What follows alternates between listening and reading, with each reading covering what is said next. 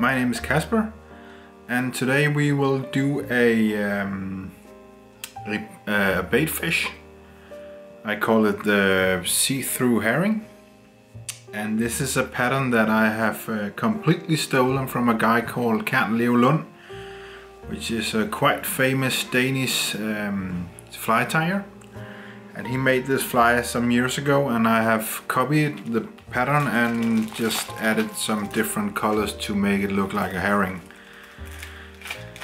This is a fly I will use for the big sea trouts during the spring and the summer, where they hunt for especially the big herrings, the tobies, sand eels, those kind of fish. So I'm gonna make this quite big, this fly. I use as a hook for this, I use the Danish Seatrout from A. Jensen in a size 2. This is by far the biggest fly hook I use, except for when I do night flies. I do them as just as big. But I use this hook. Just have to put it there. And as thread, I use the A. Jensen GSP thread. It's very strong and easy to work with, so I really like that. I haven't mounted that correctly.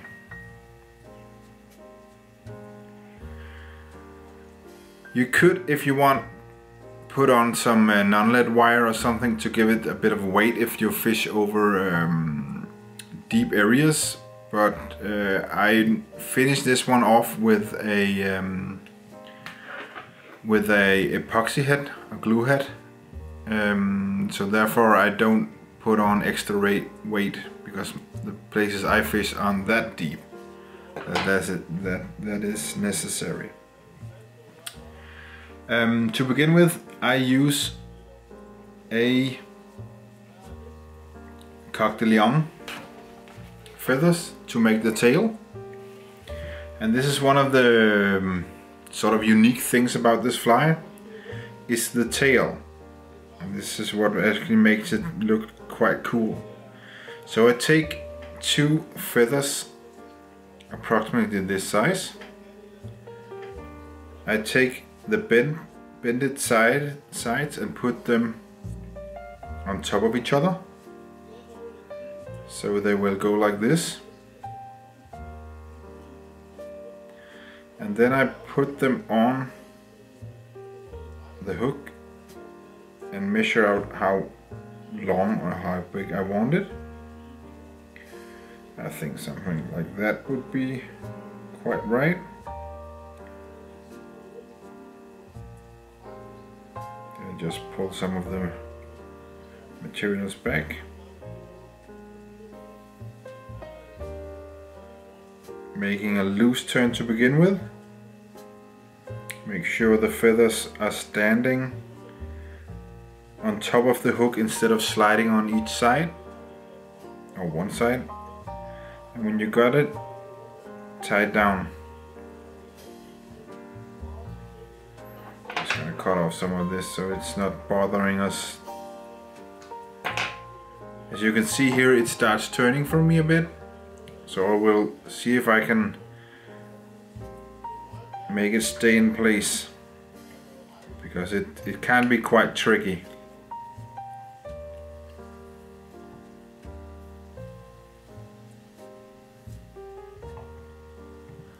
Something like that.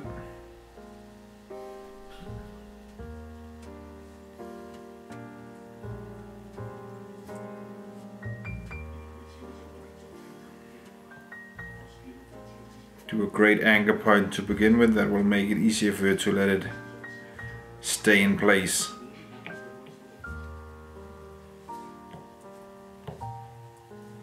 And then I often do that when I just cut off these end pieces. If you hear something in the background right now, it's my dog coming in.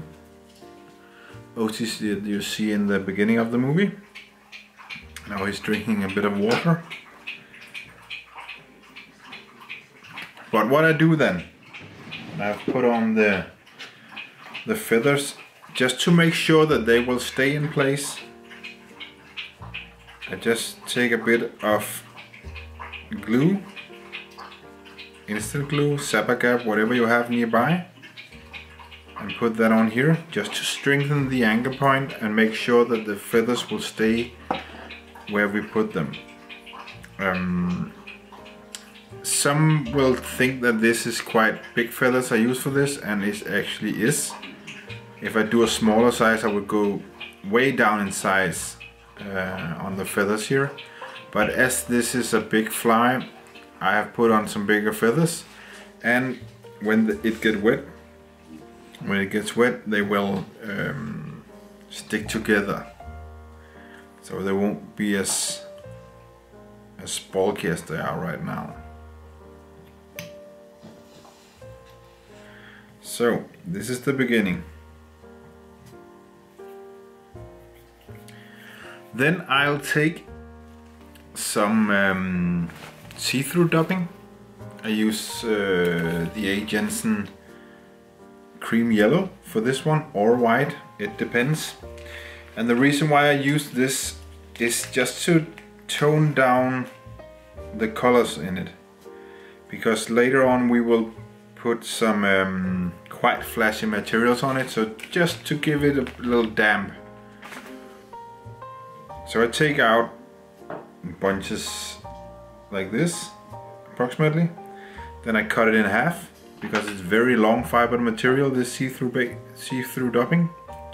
It's extremely transparent, so it's very, very cool for many sorts of flies, shrimps and baitfish.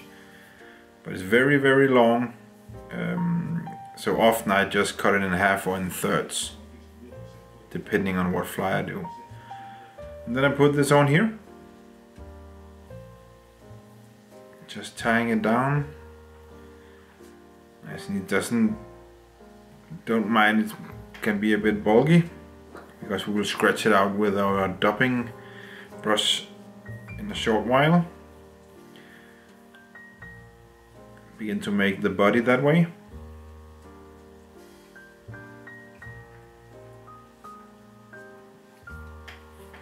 I'm making the shape of the body. Just gonna take some more here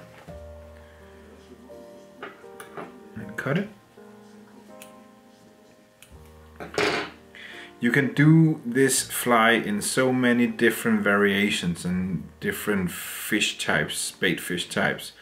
I've done loads of them in sand eel colors to imitate those, and I've caught some quite okay fish on it.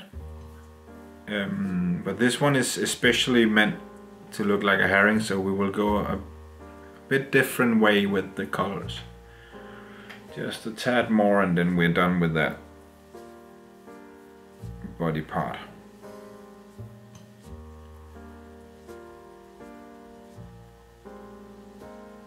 Yeah, like that. Then I take my dubbing brush, give it a great scratch, rub down if you want to call it that.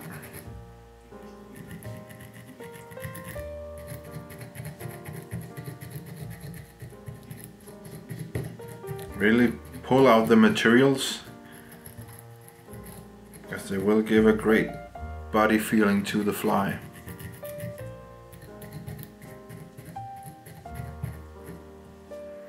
Then you just pull the materials backwards and let it slightly go out to the tail part, and it will look very, very cool when you fish it and when the materials begin to mix together.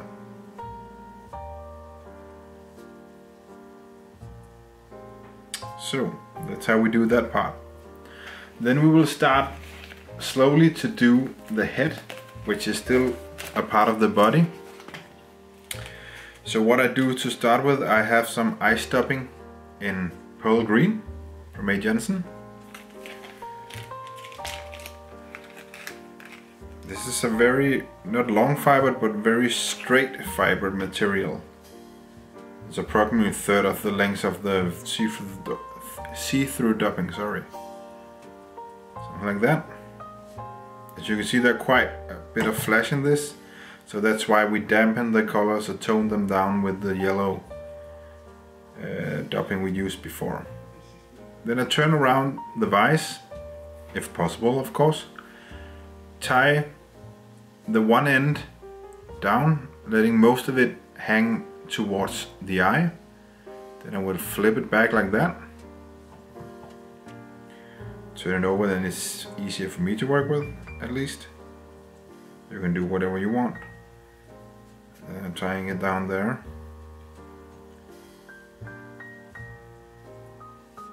So we begin to build sort of a belly on it. And I do this approximately 2 or 3 times, and then I do it on the upper part as well.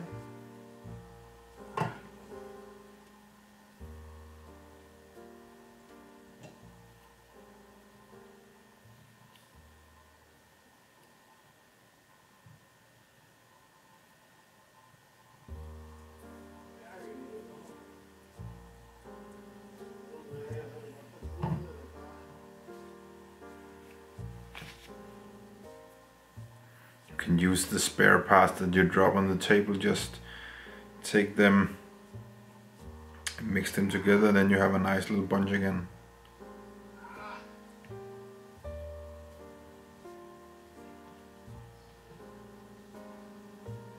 Something like that. Turn that down. As you can see, we are beginning to have sort of a body here, with a bit of a back and a bit of a belly. I will do this one more time on the belly, and then I will do a few on the top side, and then we will start doing the back piece like that. One more, flip it over.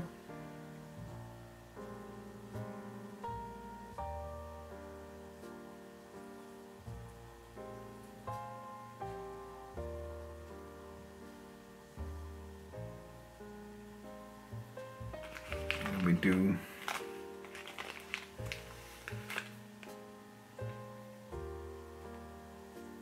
a bunch on top of it.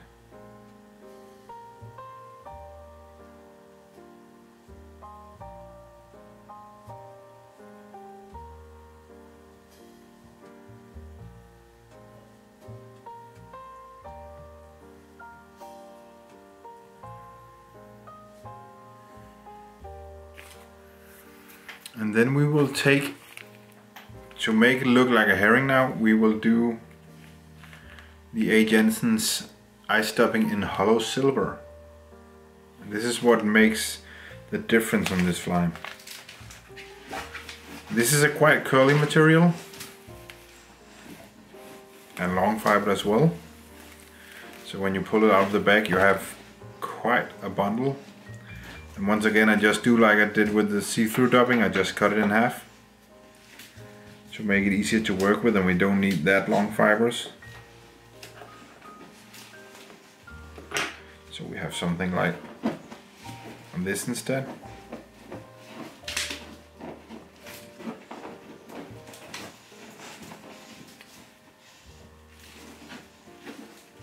Tie that down with a loose turn, so you can make it sit where you want it. Turn it back and tie it down.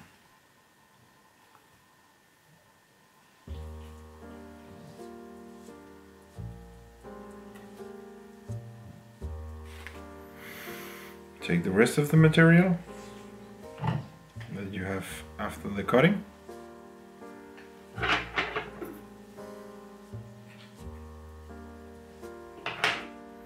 Do exactly the same thing. Put it on in the end. Loose turn. Make sure you have it where you want it and turn it backwards like that. This is a fly that is quite easy to overdress, and if you ask Kern, my fly is probably a bit overdressed compared to how he does his. But I really do like the dressing as it is. I won't put it on more than I have now. This is gonna be how it is. I'll just take some of the fibers and just cut off the the ones that point in all the wrong directions. And later on I will give it a scratch with the dubbing brush. So from here on we now just want to make the head. I'm just gonna give it a bit of a go here with the thread just to give it a bit more volume. If you want, you could take some of the flash fibers you dropped on the table while doing some of the other work and just put that on. That gives a nice glow when you make the head and the glue part of it, so it shines through the dubbing or the glue head, something like that. And we just go down here, make a whip finish. 1, 2, 3, 4, 5. I normally don't do more than this when I'm gonna work with glue anyway, because that will lock it up tight and secure.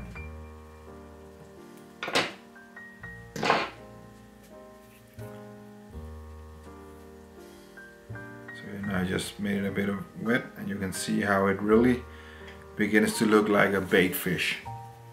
So for the eyes, I use it depends on my mood the day that I tie this one. I switch between I think these are called sundown. I have some golden brown I use sometimes. I have some red ones, some standard silver. Tan copper is actually the name of that one. I have some gold. I have some glow in the dark. And it depends on the mood, on my mood, whatever sort of color I use for the eyes. But for this one, I'm gonna do the, I think it's called Sundown, this one, still from A. Jensen.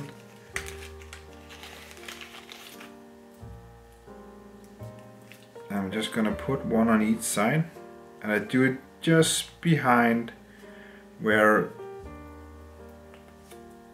the head or the mouth starts.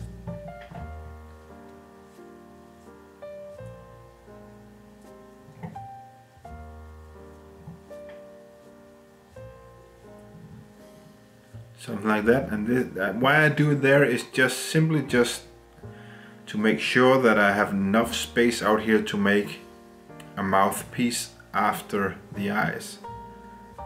It's not that many fish where the eyes is on top of the mouth. They are mostly a bit back. So then I take my glue.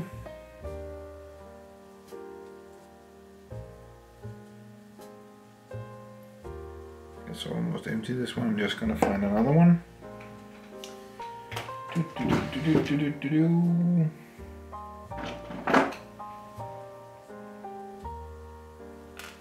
There it is.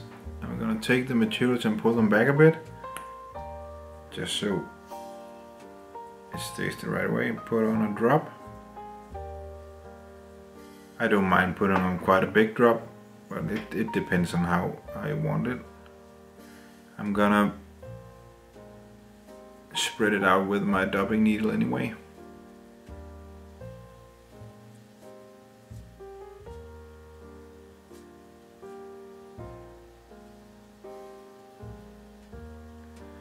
I'm just trying to get rid of some of the materials that are on the wrong path. Something like that. Just give it a go with the light, pulling back the material so we will keep the right shape of the fly.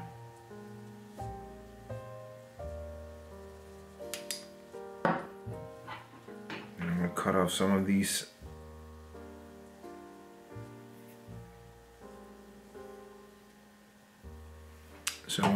fibers that have been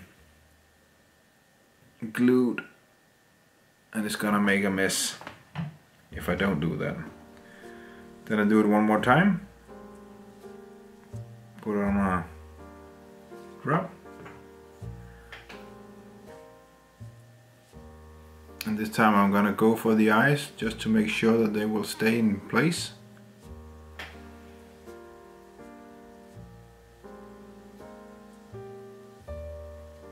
Pulling the glue or over the eyes.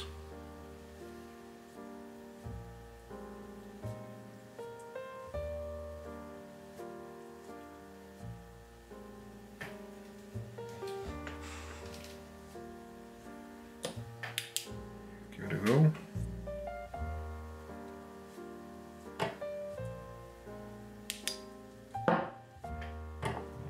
I'm going to turn it around, do the same thing on the bottom part.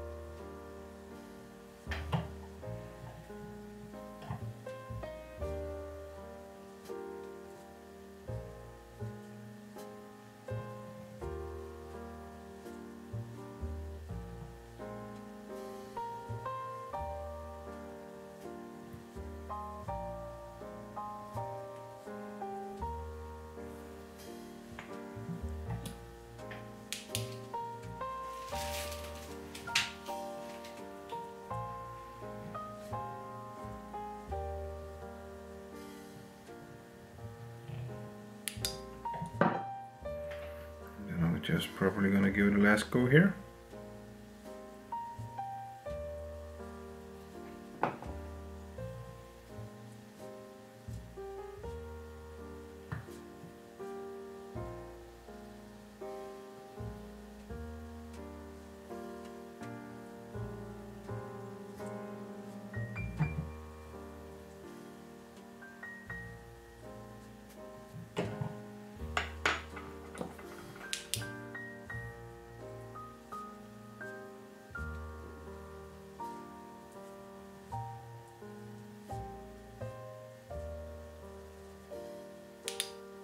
So there you go. The see-through herring. Ready to catch some big sea trouts in the summer period. Late spring, when the very big fish are going for these bait fish. Hope you enjoyed yourself and you can use this pattern. I'm really intrigued to go try it in a few months. Thank you for watching and have a great day out there. Bye.